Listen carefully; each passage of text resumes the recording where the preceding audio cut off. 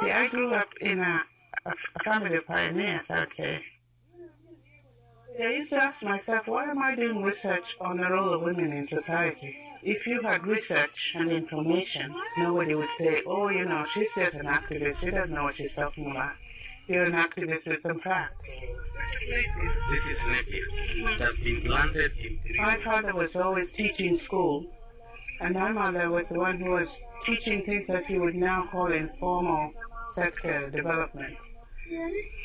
And one of the things she said was, women don't need to learn to bake cakes here because they can cook, but they would really like to know how to expand production, how to access money so they can make money, and how to participate in politics. She was very clear about these things.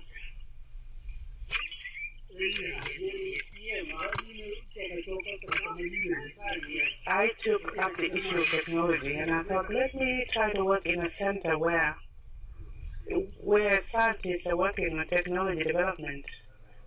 Maybe women don't really know how to participate in that process early enough so that they could influence how technology comes to communities.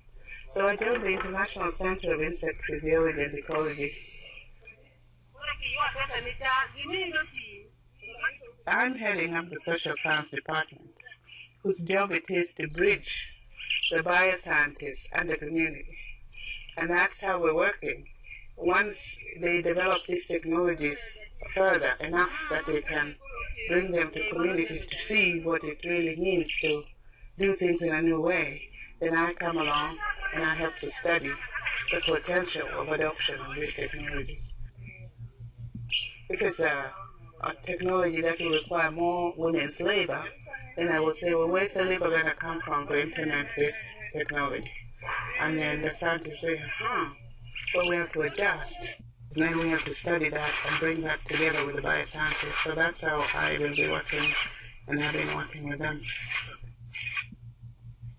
The idea of this farm, which I'm calling Warigenda, is to create a physical space where people can come and see the practice of what you're talking about, what it means to control insect pests of crops, what it means to breed livestock in a new way, what it means to take care of your chickens and your soils and your vegetables, and that it's not so much money you need to have the basic food supply.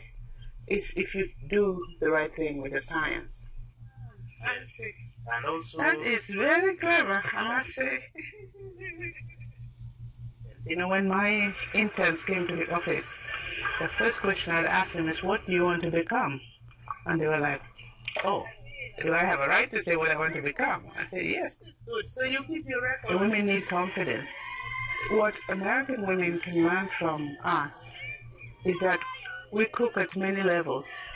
We don't shy away from the domestic issues, women's motherhood and their support to children, and all of that, how it's linked to the science and the politics, and this it's a mosaic, if you like.